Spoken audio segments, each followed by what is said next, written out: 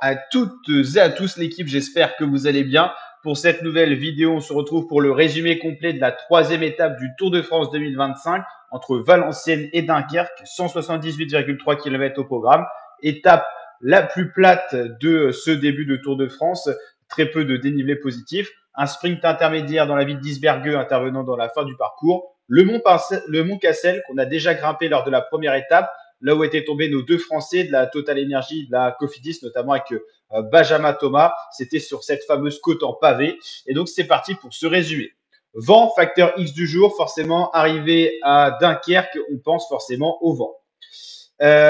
Donc déjà, aucune échappée qui se forme, un peloton groupé. Il y a tellement peu de probabilité d'aller au bout avec une échappée que personne n'a voulu vraiment prendre part à une échappée. Donc c'est un peloton groupé qui va chercher la ligne d'arrivée au fur et à mesure de cette étape.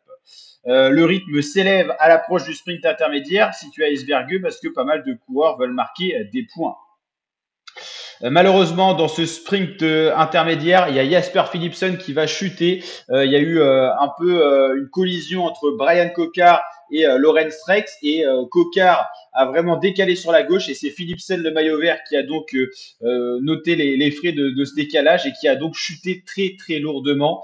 On va voir quelques images. On voit ici Brian Cocard. Il a même enlevé les cale-pieds. Et son décalage fait chuter Philipsen qui va chuter sur le dos. Le maillot va être totalement déchiré du côté de Philipsen. Et au vu de la chute terrible du coureur de la Alpecin de Koenig, premier maillot vert et premier maillot jaune de ce tour, eh bien on va savoir rapidement qu'il va pas repartir sur le tracé. Vraiment tout le maillot du dos déchiré, on va dire le dos en pizza comme on dit dans le jargon, totalement amoché par le bitume. Et donc Jasper Philipsen, le premier maillot jaune de ce Tour de France, va être contraint à l'abandon et va quitter la course. Au sprint intermédiaire, c'est Milan qui l'emporte une fois de plus, souvent premier des sprints intermédiaires, devant Paul Penwet, Caden Groves, Anthony Turgis, Hugo Page, mais un sprint faussé par la chute et beaucoup de coureurs qui ont été soit retardés par cette chute ou soit qui ont annulé le sprint tout simplement. Donc un sprint désorganisé. Abandon de Jasper Philipsen donc confirmé, défilé toujours dans les rues avant de rejoindre Dunkerque, un peloton toujours groupé. Une nouvelle chute à l'arrière avec Aurélien Paré-Peintre, Enner Augusto Rubio et Alexei Lutsenko, mais tout le monde va repartir. Velens qui va attaquer, il va d'abord signaler au peloton qui va accélérer, c'est pour aller chercher le point du grimpeur. Sa mission, prendre le point du grimpeur, lui qui a déjà des points pour le maillot du meilleur grimpeur, pour prendre le maillot à Pogacar et empêcher Pogacar d'aller inutilement utiliser de l'énergie sur les podiums protocolaires, les cérémonies protocolaires. C'est donc Tim Wellens qui franchit le sommet du Mont Cassel en tête et s'adjule le seul point de la troisième étape de ce Tour de France. Tim Wellens portera donc le maillot du Tour de France, lui qu'il avait déjà porté sur les épaules en 2019, donc il y a un petit moment. D'ailleurs, l'histoire de Tim Wellens et du Tour, c'est assez ancien maintenant, on va dire. Voilà, donc c'est vrai que le changement de favori, c'est vrai que Philipsen était le grand favori et vis-à-vis de son abandon, ça ouvre un petit peu la porte à d'autres sprinters. Donc arrivé à Dunkerque groupé sans surprise, donc on va assister à un sprint final avec encore une nouvelle fois un sprint faussé par des chutes. Un peu avant, c'est Jordi Meus qui va être pris dans une très très grosse chute, pas sûr qu'il reparte. À nouveau Guérin Thomas qui est souvent dans les chutes, Bruno Amirail et surtout Remco Evenepoel qui est signalé pour les leaders. Et on va avoir un sprint massif avec une chute de Brian Cocard à nouveau. Et c'est Tim Merlier qui va s'imposer. Il aura fallu la photo finish pour départager les deux sprinteurs Merlier et Milan qu'on avait mis au même niveau. C'était le cas. Tim Merlier, le champion d'Europe, s'impose juste devant Jonathan Milan et Phil Bellhaus, l'Allemand, fait troisième. Donc un sacré sprint qui a été très serré entre Milan et donc le coureur belge qui l'emporte. On va aller voir tout ça. Classement de l'étape, Tim Merlier qui s'impose. C'est vrai que Merlier et Milan ont quasiment la même pointe de vitesse, on l'a vu pour une photo finish. C'est vraiment que les deux étaient à égalité. Philipsen lui était quand même un cran au-dessus.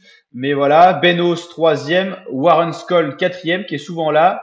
Pavel Bittner, Binyam Grimay assez loin et décevant l'Érythréen. Caden Groves, le sprinter de rechange de l'Alpecin seulement 7e, Van Poppel, Ackermann et Amaury Capio. Pour finir ce top 10, le premier français, c'est Bastien Tronchon pour la Décathlon AG2R. Anthony Turgis, très décevant pour essayer d'aller chercher le maillot vert, ça va être compliqué. Au niveau du classement général, rien ne change. Le maillot jaune c'est Mathieu Van Der Poel devant Pogacar et Vingegaard. Le maillot vert, bah là ça change en raison de l'abandon de Jasper Philipsen et c'est Jonathan Milan qui portera ce maillot vert à quelques points, 4 points devant Grimaille et quelques points devant Tim Merlier. Donc Milan, Grimaille, Merlier pour le top 3 du maillot vert. Meilleur grimpeur, c'est bien Tim Wellens qui a fait sa petite attaque aujourd'hui, une des seules animations de la journée, j'ai envie de dire. Et maillot blanc, meilleur jeune, c'est toujours notre Français Kevin Vauquelin pour la Arkea BNB Hotel. Meilleure équipe, c'est la FDJ devant la Visma et la Alpecin de Koenig. Et pas de plus combatif au vu de cette étape assez monotone où personne n'a attaqué, où personne n'a pris d'échappée. Seul Tim Wellens a été prendre le point du grimpeur, mais ensuite il s'est relevé. Donc pas de combativité à récompenser, c'est assez rare pour être noté, mais voilà. Et donc le gros événement de la course, c'est surtout la chute et l'abandon de Philipsen. Et les nombreuses chutes qui sont intervenues, on suivra les abandons, mais Jordi Meus qui a chuté lourdement pourra surveiller. Et puis les sprinteurs dans le final, hein, Paul Penwet et Brian Cocard qui auraient chuté également dans le final avec Mike Tennyson pour la Astana. Donc à suivre tout ça s'il n'y a pas d'abandon qui viennent se rajouter à la liste des 3 qu'on connaît déjà. 2, c'était sur la première étape, Ghana et Biseguer, et ensuite Philipsen. Mais pour l'étape 3, on en aura peut-être d'autres qui s'ajouteront, ou alors des non partants lors de l'étape 4 avec ces nombreuses chutes qui sont survenues. Ça a été l'élément majeur de cette 3e étape avec un profil assez monotone et ennuyant.